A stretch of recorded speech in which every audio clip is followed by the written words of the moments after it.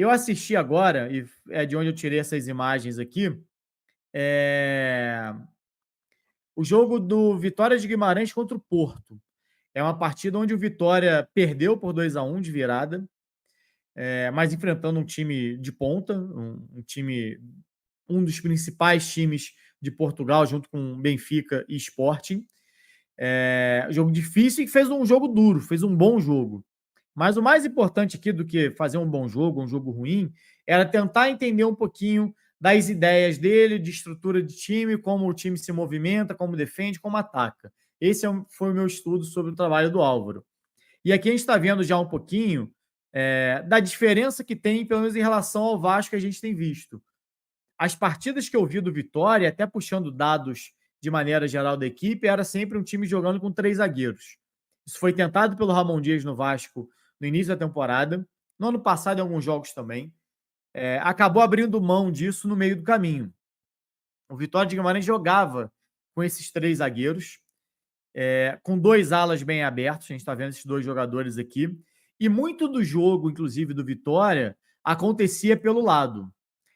O Vitória não é um time de muitos passes, ou não era um time de muitos passes. Eu vou trazer esses dados, eu vou fazer um geralzão agora e depois eu venho trazendo os números, tá? Que tem as imagens um pouco mais para frente, mas a gente vai tropeçando nelas aqui ao longo da live. Era um time que tinha menos 50, ou teve menos de 50% de posse de bola, em média, no Campeonato Português. E de maneira resumida, o Vitória era um time de transição. Quer dizer que ele nunca atacava de maneira posicional, ou que se posicionava para atacar? É óbvio que não. Era um time que, prioritariamente, buscava o jogo de transição ou marcação mais alta para definir em 2, 3 toques. Se eu não me engano, pelos dados do Footstats, era o 5º time com a menor média de passes por jogo no Campeonato Português. Ou seja, era um time que não era necessariamente aquele time de circular a bola para um lado e para o outro, que tentava ser mais vertical. Uma das coisas que eu reparei, falei aqui do jogo passando muito pelos lados do campo, e a gente vê o Vasco fazer isso em muitos momentos, aquela saída do Léo com o Piton na esquerda, sabe? Do zagueiro acelerando, quebrando a linha e já passando para o lateral ou o ala, dependendo da estrutura de jogo, para ele já tentar botar essa bola na frente e cruzar. O Vitória era um dos times que mais cruzava bolas na Liga Portuguesa, fez 11 gols de cabeça, mesmo não tendo um centroavante de área como é o Verratti. Era um time com 3 jogadores de velocidade na frente. O André Silva, que hoje está no São Paulo, que vinha jogando até mais centralizado, e agora no São Paulo até tem jogado um pouquinho mais de beirada para poder jogar junto com o Caleri. O Jota também, que é um jogador de velocidade, e mais um outro que eu não vou lembrar o nome agora, mas formava essa trinca ofensiva de mais velocidade. Só que como você joga com alas, ou como o Vitória jogava com alas, esses jogadores vinham mais por dentro, tá vendo aqui? Esse aqui, se não me engano, é o Jota. O Jota, o André Silva, e agora não sei onde está o outro jogador de beirada, mas era um 3-4-3, basicamente. Ou em alguns momentos um 4-3-2-1, né? Perdão, um 3-4-2-1, né? Com esses 2 jogadores mais por dentro jogando nas costas do André Silva. Pode ser esse aqui, talvez, jogador que vinha um pouquinho mais por dentro. Então, era uma estrutura de jogo onde você tinha uma trinca de muita velocidade na frente. E aí começam a entrar as questões que eu falei, que o Vasco não tem. O Vasco até tem um ou outro jogador de velocidade. O Adson é veloz, o Rossi é veloz, mas não são necessariamente jogadores com a qualidade técnica que se espera de jogadores para serem fundamentais jogando por dentro para definir as jogadas, né? Então a gente pode imaginar um David, né, jogando por aqui, que é um jogador de velocidade, mas você já muda de característica com o Verratti, que já não é esse cara de velocidade, e pela direita o Vasco ainda tem uma incógnita, né?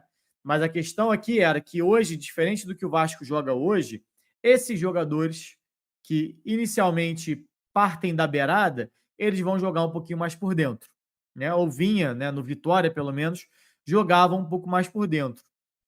E os alas fazem essa beirada.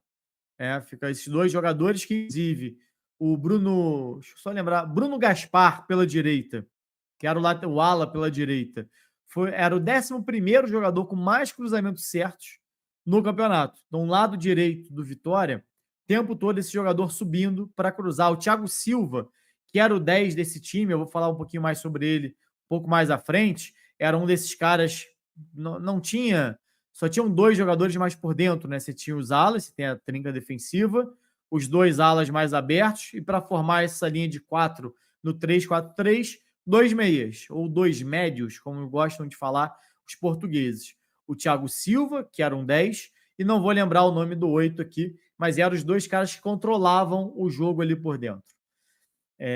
O Thiago Silva também um dos principais cruzadores do campeonato, mas muito por conta da bola parada.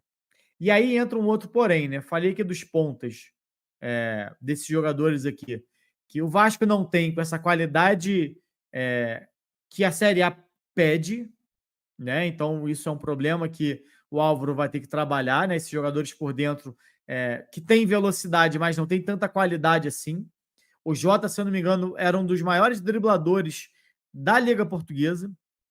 Não vejo, o mais próximo disso é o Adson, né, que é um driblador e tal, mas ainda não disse ao que veio no Vasco, uma partida ou outra um pouco melhor, mas nada significativo ao ponto de falar, esse é o jogador que vai construir as minhas jogadas. E por dentro, o Thiago Silva, que eu falei, que não foi o maior passador do Vitória na competição, que eu falei que era um todo-campista, ele era um cara que participava da saída de bola lá atrás, baixava às vezes como um 5 para jogar junto com esse 8, que eu esqueci o nome dele aqui, mas eram os 2 jogadores que faziam o controle através da posse quando precisava, mas que tinha capacidade de uma bola longa, de uma inversão, do chute de média distância, do último passe. Com a bola, é o que o Payet faz em muitos momentos. Agora, sem a bola, o Payet não entrega isso. Então, você imaginar o Vasco, a gente espelhando o que jogou o Vitória com o Álvaro Pacheco, imaginando com o que o Vasco tem hoje, basicamente você não tem esse Payet no time, né? Porque você tem uma necessidade, por só ter 2 meias, 2 médios, você não pode ter um jogador que entrega pouco defensivamente. Então, isso é algo que o Álvaro vai ter que ver, né? Vai ter que possivelmente usar uma outra estrutura para utilizar o que o Vasco tem. Porque falta ao Vasco esses homens de velocidade que ele utilizava muito no Vitória de Guimarães, e falta esses caras por dentro, esses meias por dentro, que conseguem entregar com bola e sem bola, principalmente o caso do Thiago Silva, que era o cara que organizava, era o maestro realmente do time ali por dentro e que sem a bola ajudava bastante também. Então é algo que o Álvaro vai ter que trabalhar com esse elenco, né? Então por isso não dá para a gente garantir que ele vai repetir a mesma estrutura de jogo que ele vinha utilizando no Vitória de Guimarães. Uma característica desse time do Vitória era a marcação mais alta. Aqui a gente está vendo uma saída de bola do time do Porto, e o time posicionado ali num bloco médio, né, nem pressionando a bola, mas não dá para usar vídeo aqui, né, tomariam direitos autorais possivelmente, mas na sequência desse lance, eu lembro que o André Silva, olha, centralizado, centroavante que não é bem diferente do Verratti, né, ele sobe para pressionar e você vê ó, a linha de 4 toda já no campo ofensivo, ou seja, 7 jogadores aqui nesse momento no campo de ataque e subindo em muitos momentos para pressionar o time adversário. Falei aqui de ser um time de transição, não quer dizer que seja necessariamente um time de marcar em bloco baixo e sair em velocidade. Em muitos momentos era um time de marcar em bloco alto, ganhar no campo ofensivo e em 2, 3 toques tentar definir a jogada. É um time que usa muito isso e por isso esses 3 jogadores aqui não são jogadores só de velocidade. São jogadores que sem a bola contribuem bastante também. Por isso que o 10, o Thiago Silva, não é só um 10, não é aquele 10 clássico que só participa com bola. Tem que participar sem bola também. Então, a característica do Vitória de Guimarães passava muito por isso. Inclusive, o time teve uma das melhores defesas do campeonato.